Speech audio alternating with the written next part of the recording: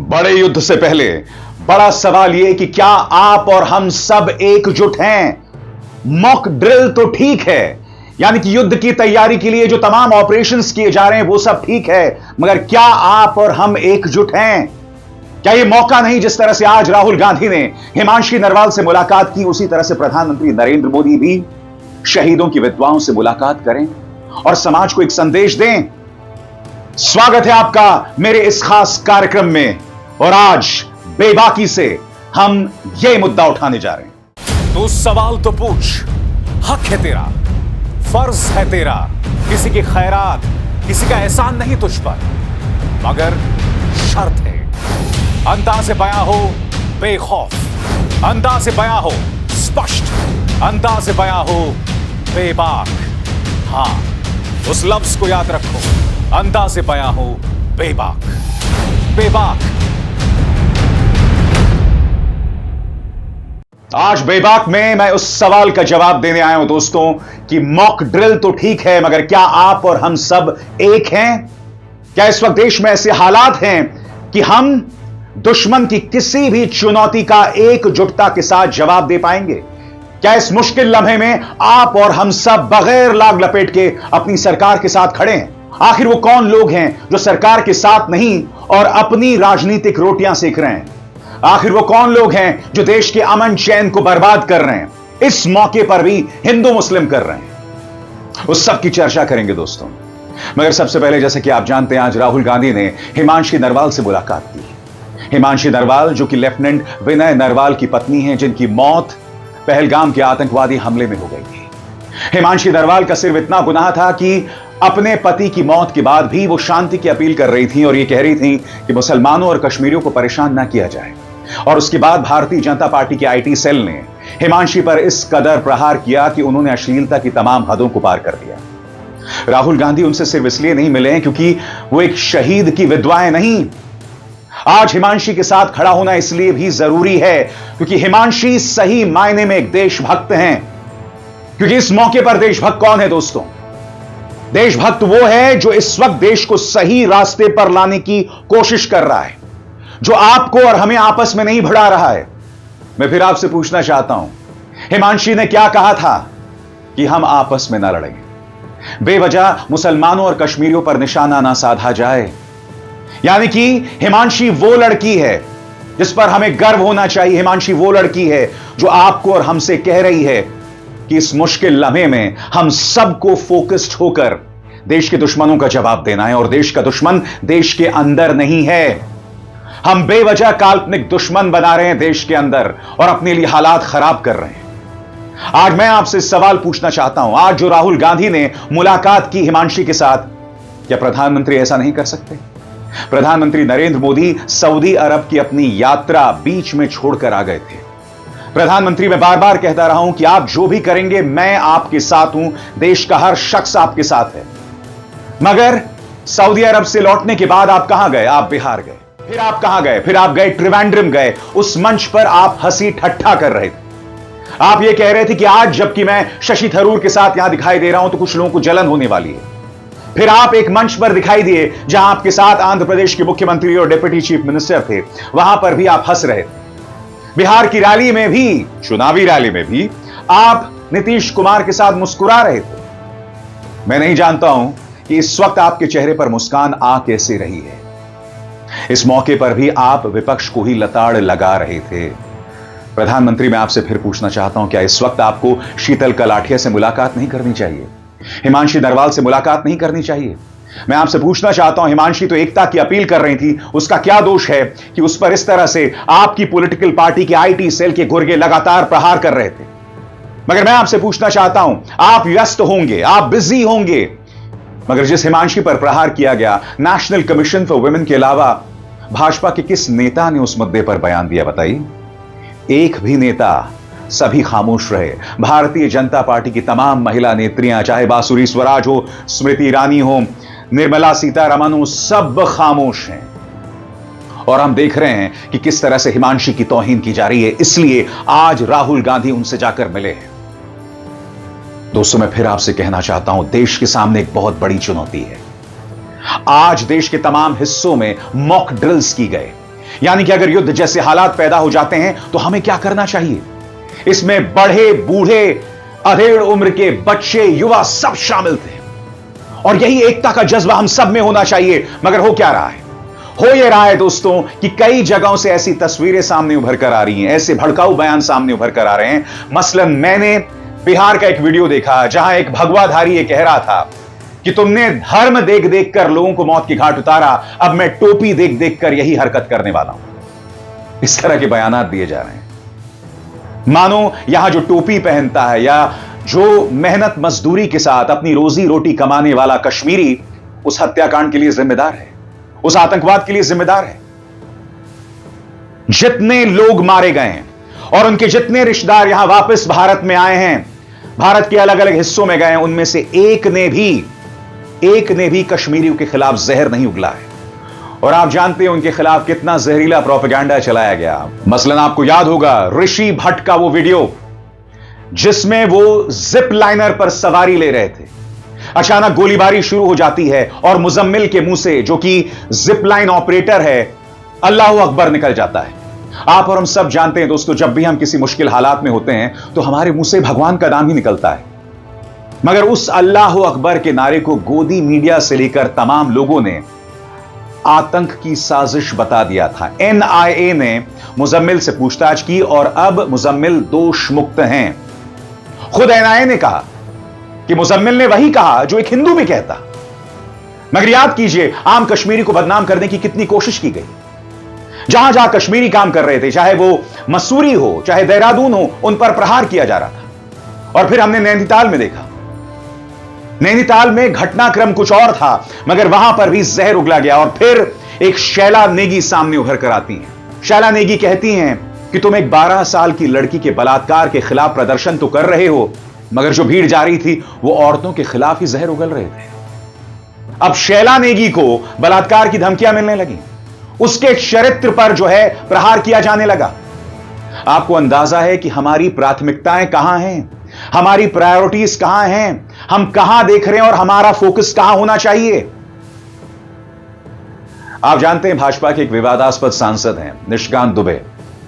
15 दिन पहले पूरी सिक्योरिटी के बीच उन्होंने अपनी शादी की एनिवर्सरी का जश्न मनाया और पहलगाम हमले के बाद जब सवाल उठा कि बैसरण पर सुरक्षाकर्मी क्यों नहीं थे, तब यह आदमी अंड बंड संड बोलने लगा, कुछ भी बोलने लगा। और कल देर रात एक खबर आती है, और वो खबर क्या आती है कि सरकार निगाह रख रही है उन सोशल मीडिया इन्फ्लुएंसर्स पर जो देश के खिलाफ बयानात दे रहे हैं। और आप जानते हैं इसके पीछे दिमाग इसी विवादास्पद सांसद का है। मगर आज मैं एक सवाल पूछना चाहता हूं सरकार से। ये जो गोदी मीडिया आए दिन पाकिस्तानियों को प्राइम टाइम में बुलाते हैं और भारत को गाली दिलवाते हैं, इनके बारे में आप क्या कर रहे हैं? अब तक अश्विनी वैष्णव इस पर खामोश क्यों हैं? देश के सूचना और प्रसारण मंत्री खामोश क्यों हैं? यह सवाल तो किया जाएगा ना। सबसे बड़ी बात, मैंने देखा रिपब्लिक न्यूज में एक पाकिस्तानी आता है और उसने हमारे स्वर्गीय जनरल बिपिन रावत का अपमान किया। यह तक कहा कि उनकी लाश इतनी जल गई थी कि वहां से डीएनए नहीं मिला। यह तक कहा गया कि यह आदमी कश्मीर का डीएनए बदलना चाहता था और देखो उसका डीएनए तक नहीं मिला। इस तरह के पाकिस्तानी आ रहे हैं और प्राइम टाइम में जहर उगल रहे हैं, और इन 2 कौड़ी के पत्रकारों और गोदी मीडिया एंकर्स के पास उन पाकिस्तानी लोगों के जहर का कोई जवाब नहीं है। और तुम प्रहार किस पर कर रहे हो? नेहा राठौर पर, जो सिर्फ सरकार से सवाल कर रही है, डॉक्टर मेडूसा पर, जो सरकार से सवाल कर रही है, या 4 PM न्यूज नेटवर्क पर, जिस पर आपने पूरी पाबंदी लगा दी। ये जो फरमान आया है पार्लियामेंट्री पैनल का, हालांकि वो पार्लियामेंट्री पैनल का फरमान कम लगता है, सरकार का ज्यादा है, जिसमें कहा गया है कि देश के खिलाफ बोलने वाले पत्रकारों, सोशल मीडिया इन्फ्लुएंसर्स पर लगाम लगाइए। अब तक आप गोदी मीडिया को लेकर मुस्तैद क्यों नहीं हैं? क्या मुझे आपको बतलाने की जरूरत है कि जी न्यूज और उसके बाद एबीपी न्यूज, दोनों चैनल्स ने ऑपरेशन डिटेल्स को लेकर खबरें की थी। एबीपी न्यूज ने तो यह तक बताया था कि नौसेना अभ्यास कर रही है ताकि पाकिस्तान पर हमला किया जा सके। यह खबर चला दी एबीपी न्यूज ने, और बात वहां नहीं रुकी। बाय द वे, वो खबर चलाने वाली या खबर पढ़ने वाली पापा की परी ही थी। और फिर बात वहां नहीं रुकती। याद कीजिएगा, सूचना और प्रसारण मंत्रालय ने फरमान जारी किया था तमाम पत्रकारों के लिए, न्यूज चैनल्स के लिए, डिजिटल प्लेटफॉर्म्स के लिए कि इस वक्त ध्यान रखिए, जिम्मेदारी से काम कीजिए, ऑपरेशनल डिटेल्स जारी मत कीजिए। और जी न्यूज क्या कह रहा था आज से कई घंटों पहले कि 48 घंटों में भारत हमला करने जा रहा है। यानी कि ये न्यूज चैनल्स चिल्ला चिल्ला कर, चीख चीख कर ऑपरेशनल डिटेल्स सार्वजनिक कर रहे हैं। या तो ये झूठ बोल रहे हैं या फिर इन्होंने हमारे ऑपरेशनल डिटेल्स को साझा कर दिया। निशिकांत दुबे, अश्विनी वैष्णव, मैं आपसे सवाल पूछना चाहता हूं, यह देशद्रोह नहीं तो क्या है बताइए? जो पत्रकार अमन चैन की बात कर रहे हैं, भाईचारे की बात कर रहे हैं, वो इनके निशाने पर हैं, उन्हें टारगेट किया जा रहा है। मैं एक बात स्पष्ट कर दूं, इस वक्त हम सबको अपनी सरकार के साथ होना है। हम सरकार की आलोचना कर सकते हैं और वक्त पे कर भी रहे हैं, मुद्दा वो नहीं है। आपने गौर किया होगा इंटेलिजेंस फेलियर पर मैंने बहुत ज्यादा कार्यक्रम नहीं किए हैं। मैं जो सवाल उठा रहा हूं कि जो लोग लगातार आंतरिक सुरक्षा की धज्जियां उड़ा रहे हैं, हिंदू मुस्लिम कर रहे हैं, मुसलमानों पर निशाना साध रहे हैं, कश्मीरियों पर निशाना साध रहे हैं, यह सब हमें नहीं करना चाहिए। वो कश्मीरी, उसका मोराल, उसका हौसला पूरी तरह से टूटा हुआ है। जितना मरहम हमें उन लोगों को लगाना है जिनके रिश्तेदार इस आतंकवादी हमले में मारे गए, उतना ही मरहम आम कश्मीरी पर भी लगाना है, उसे भी लगाना है, उसके दर्द को भी संबोधित करना है, क्योंकि वो आम कश्मीरी अपने आगे अच्छे दिन देख रहा था। वो आतंकवाद से बाहर निकलकर एक सामान्य जिंदगी बिताना चाहता था। और यह बात मैं पूरे दावे के साथ इसलिए कर रहा हूं क्योंकि पिछले साल मैं अपने मां बाप के साथ कश्मीर में था और मैंने आम कश्मीरी की आवाज को सुना था। मैं चाहता था और जानता था कि वो क्या करना चाहता था, मगर इस आतंकवादी हमले ने सब कुछ तहस नहस कर दिया है। आज हमें उस आम कश्मीरी के साथ रहना है, उसके हौसले से अपना हौसला जोड़ना है। और हां, इस मौके को मजाक में तब्दील ना किया जाए। मसलन भारतीय जनता पार्टी के वो विधायक जिनका नाम रविंद्र रैना है, उन्होंने कोई पुराना वीडियो डाल दिया जिसमें वो बर्फ के बीच में सुरक्षा कर्मियों से घिरे हुए हैं और रंगरलियां मना रहे हैं। कल्पना कीजिए दोस्तों, अगर कांग्रेस के किसी नेता ने यह डाल दिया होता तो क्या किसी भी गोदी मीडिया न्यूज चैनल ने इस पर डिबेट किया? कटघरे में रखा भाजपा के उस नेता को, क्योंकि वो भाजपा का नेता कह रहा है कि ये पुराना वीडियो, मान लिया पुराना वीडियो है, मगर हर मौके की अपनी गरिमा होती है। कांग्रेस के अंदर कोई रॉबर्ट वाड्रा, मणिशंकर अय्यर, जो कि कांग्रेस के अंदर हैं भी नहीं, जब वो बयान देते हैं तो दोष मढ़ दिया जाता है राहुल गांधी पर। मगर यहां पर भाजपा की राष्ट्रीय कार्यकारिणी का हिस्सा, इनका एक विधायक, पूर्व अध्यक्ष, ये तमाम हरकतें कर रहा है, मगर आप इसकी कहीं चर्चा गोदी मीडिया में नहीं देख रहे हैं। इस गोदी मीडिया का सिर्फ एक काम है, रेडियो रवांडा बनकर देश को बांटना काटना। और इस नाजुक लम्हे पर यह गोदी मीडिया किसी कैंसर से कम नहीं है। मैं फिर आपसे कह रहा हूं दोस्तों, इस वक्त हमें सरकार के लिए मुश्किलात पैदा नहीं करनी है, आंतरिक तौर पर अराजकता पैदा नहीं करनी है। हमें मिलकर दुनिया को संदेश देना है, हमें पाकिस्तान को अलग थलग करना है।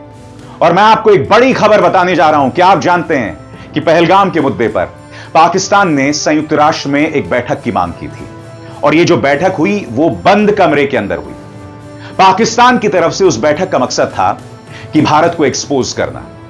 मगर क्या आप जानते हैं कि उस बैठक के बाद पाकिस्तान पूरी तरह से एक्सपोज हो गया, क्योंकि उस बैठक में तमाम जो सदस्य देश थे वो पाकिस्तान से पूछ रहे थे कि लश्कर-ए-तैयबा पाकिस्तान में क्या कर रहा है, हाफिज सईद पाकिस्तान में क्या कर रहा है, मौलाना मसूद अजहर पाकिस्तान में क्या कर रहा है। और इन सवालों के जवाब पाकिस्तान के पास नहीं थे, जो डी फैक्टो एक आतंकवादी राष्ट्र है। हमें इन तमाम पहलुओं को अपने पक्ष में इस्तेमाल करना चाहिए कि देखिए पाकिस्तान किस तरह से अलग थलग पड़ रहा है। हमें आपस में नहीं लड़ते रहना चाहिए। सबसे बड़ी बात, हम यह नहीं भूल सकते कि संयुक्त राष्ट्र ने जो बयान दिया है, संयुक्त राष्ट्र ने दोनों पक्षों में बैलेंस बनाने की कोशिश की थी, जबकि विक्टिम हम हैं, पीड़ित हम हैं। अमेरिका उपराष्ट्रपति जेडी वैंस यहां आए, ताजमहल गए अपने बच्चों के साथ, और आप जानते हैं उन्होंने क्या बयान दिया कि भारत ऐसी कोई हरकत ना करे जिससे इलाके में हालात खराब हो जाएं। भारत और पाकिस्तान आपस में सहयोग करें। अरे तुम्हें ईरान से एक धमकी मिलती है तो डोनाल्ड ट्रंप यह कहते हैं कि हम ईरान को दुनिया के नक्शे से हटा देंगे, यानी कि एक Trump equal to entire Iran. और यहां पर एक बड़ा आतंकवादी हमला हो रहा है और हमें नसीहत दी जा रही है। कहने का मतलब क्या है? हमारे सामने चुनौती है दुनिया को अपने पक्ष में करने की, और यह तभी हो पाएगा जब आप और हम सब एकजुट होंगे। हम इस तरह से आपस में लड़ाई नहीं कर सकते दोस्तों। इसलिए हिमांशी ने जो आवाज उठाई, जिससे आज राहुल गांधी ने मुलाकात की, वो गलत नहीं है, वो बिल्कुल सही बोल रही हैं। उनकी बात में दम है। जाते जाते दोस्तों मैं इतना ही कहना चाहूंगा कि इस मौके पर हम सबको एकजुट रहना है, अपनी राजनीतिक मर्यादा को नहीं खोना है, किसी भी कीमत पर ऐसे हालात पैदा नहीं करने देश के अंदर जिससे हम और बंटवारे की तरफ बढ़ें। ये बहुत ही मुश्किल लम्हात हैं दोस्तों। अगर इतने बड़े स्तर पर मॉक ड्रिल किया जा रहा है, यानी कि आने वाले दिनों में एक बहुत बड़ी घटना होने वाली है। सबसे बड़ी बात, भारत अपनी तरफ से पाकिस्तान को घेरने की पूरी कोशिश कर रहा है। पानी रोका जा रहा है, चेनाब नदी में पानी सूख रहा है और इसका खमियाजा पाकिस्तान भुगतेगा। यह कहने में अच्छा नहीं लगता है, क्योंकि आप जानते हैं पाकिस्तान में आम इंसान भी इसकी कीमत चुकाएगा। मगर उस आम इंसान को अपनी आतंकवादी सोच वाली सरकार, आईएसआई और सेना के खिलाफ आवाज को बुलंद करना पड़ेगा। पाकिस्तान की आम जनता क्यों नहीं सड़कों पर उतरती? क्यों नहीं जो 28 भारतीय मारे गए हैं उसके पक्ष में अपनी आवाज बुलंद करती? सबसे बड़ी बात, कितने पाकिस्तानी बुद्धिजीवियों ने, कितने पाकिस्तानी इंटेलेक्चुअल्स ने जो लोग मारे गए हैं उनके पक्ष में अपनी आवाज बुलंद की है? बताइए। फॉर्मेलिटी वाला बयान देना बहुत आसान है, वो तो हर कोई कर सकता है, मगर कितने लोगों ने, जो लोग मारे गए हैं, उनके पक्ष में अपना बयान दिया है? कितने पाकिस्तानी एक्टर्स, कितने पाकिस्तानी गायकों जिन्हें इतना प्यार मिलता है यहां पर? बताइए, कितने लोगों ने कहा है? एक के मुंह से भी कुछ नहीं निकला है दोस्तों। तो स्वाभाविक सी बात है, आपको इतना प्यार मिलता है यहां पर, मगर आपका मुंह बंद हो जाता है जब हमारे भारतीय एक आतंकवादी हमले में मारे जाते हैं। इसलिए देश आक्रोशित है। जब जंग होती है तो उसमें कई बेकसूर मारे जाते हैं, यह भी एक हकीकत है, और इस सब के लिए हमें तैयार रहना होगा। मगर उससे पहले इस मौके पर ना हम शहादत का अपमान कर सकते हैं, ना देश का अपमान कर सकते हैं, और इस मौके पर एकता की गरिमा, एकता की जो सोच है, उसे धराशायी नहीं कर सकते। अभिसार शर्मा को दीजिए इजाजत। नमस्कार।